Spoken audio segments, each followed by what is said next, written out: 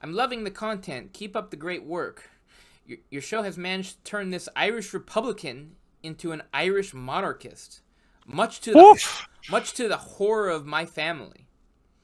Just like Gandalf was in the Shire, Charles will soon be labeled a quote disturber of the peace. I was recently reading God about forbid. the Holy Roman Empire and discovered that the Holy Roman Emperor was not initially a hereditary title, but was an elected office chosen by 7 electors that could pass between the princely houses of Europe. Yet for the past few hundred years, the title was held by the Habsburgs. It seems strange to me that the electors would allow their influence in choosing the emperor to be extinguished and for so much power to be concentrated in one royal house. Will Charles please explain how the Holy Roman Emperor became a hereditary title passed down the Habsburgs line only?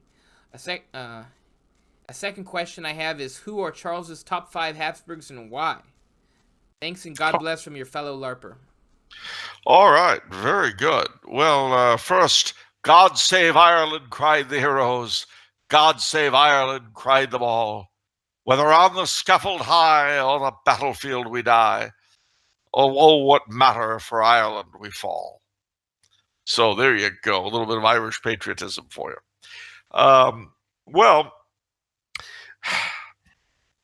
what happened basically was that although it was elective, it was generally, and this was very typical of the Germanic tribes, it was elected within a single family. So Otto the Great, who was the first of the Saxons, he was his family ruled. They kept getting elected until they died out, and that's what kept happening. Now, this was not the direct constitution, and in fact, when the family of Hohenstaufen died out, they had what was called the Great Interregnum, and the electors fought.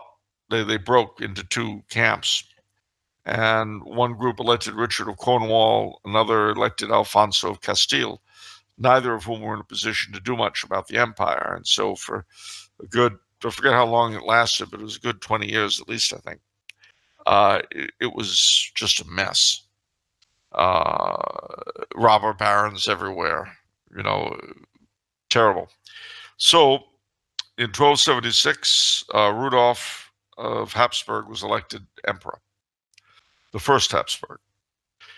But after him, they had a number of people from other houses, the Luxembourgs, the Wittelsbachs, and all that. It was only toward the very end of the 1400s that it got settled in the Habsburgs kind of permanently. There were a number of reasons why this was. Firstly, they had pretty much married out the Luxembourgs and people like that. Number two, one of the big things of the Holy Roman Emperor was to defend Europe against the Muslim threat. Well, who was in the best position to do that? The Habsburgs, who lay right athwart the Muslim line of advance through Hungary and so on. The last serious challenge to Habsburg monopoly of the throne, of the imperial throne, was the election of 1517, when Charles I of Spain ran against 2 other candidates, Francis I of France and Henry VIII of England. Be kind of a funny thing if Henry VIII had been elected emperor. But he wasn't, and neither was Francis. Charles I of Spain was the favored individual. He was already the ruler of the Netherlands and Burgundy and all that, and of Austria. He had inherited. I mean, you had this weird combination of things, because his grandfather, the Emperor Maximilian, had married a lady called Mary of Burgundy. So with the Austrian lands, he suddenly had Belgium and what's now a chunk of eastern France and Holland and all that. His son, Philip of Burgundy, married the daughter of Ferdinand and Isabella of Christopher Columbus fame. She was named Juana la Loca, Juana the Crazy. So you had Philip the Handsome and Juana the Crazy. I'm sure we've all known couples who were like that. One of them very attractive, the other nuts. But at any rate, they married, and they produced Charles I. So, because of the conquest of Mexico and Peru, he became the first man upon whose empire the sun never set. But between fighting the Turks and the nascent Lutheran heresy and the French, it was just all too much, and he swore that would never happen to anyone else again. So he left the Austrian lands and thus the empire to his brother, and Spain and its territories to his son. That's why you had the Austrian and Spanish Habsburgs. All right.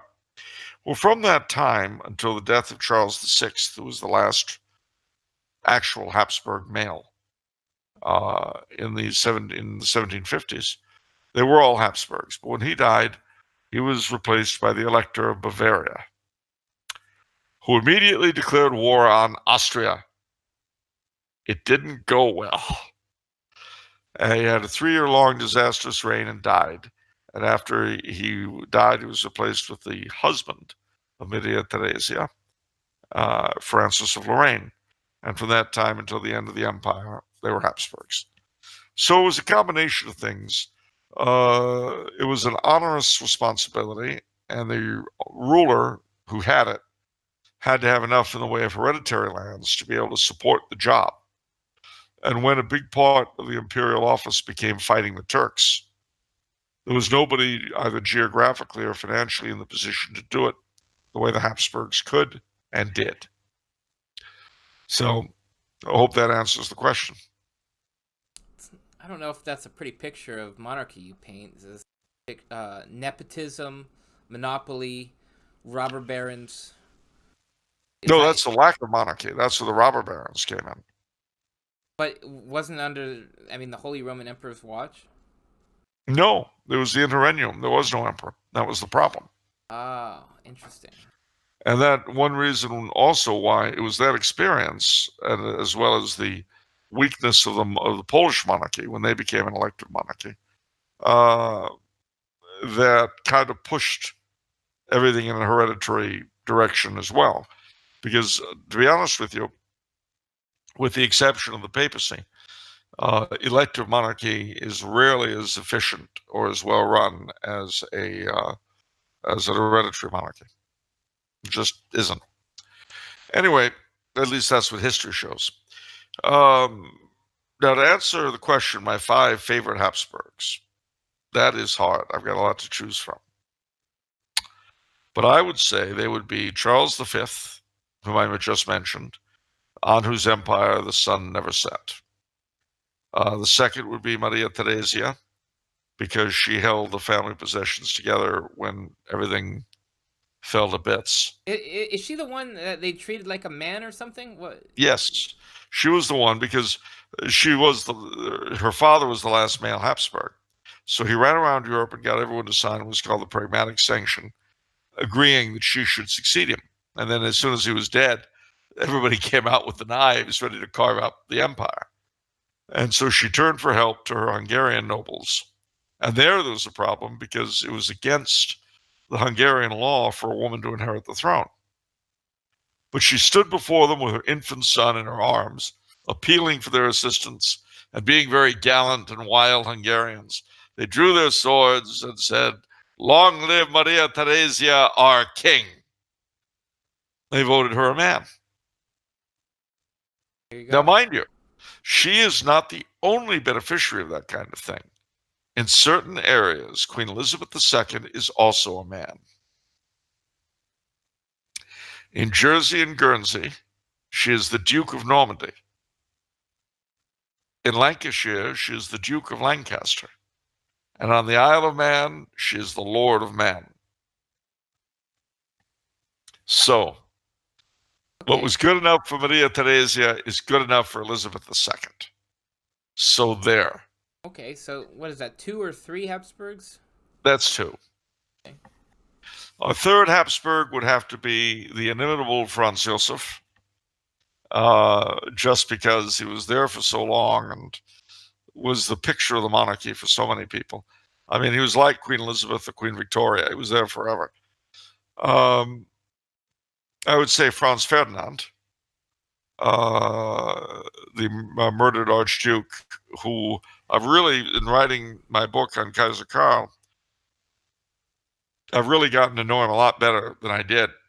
And what a tremendous loss for both the empire and the world. It would have been a much better place if he had lived and succeeded his uncle. And last is Blessed Emperor Charles himself.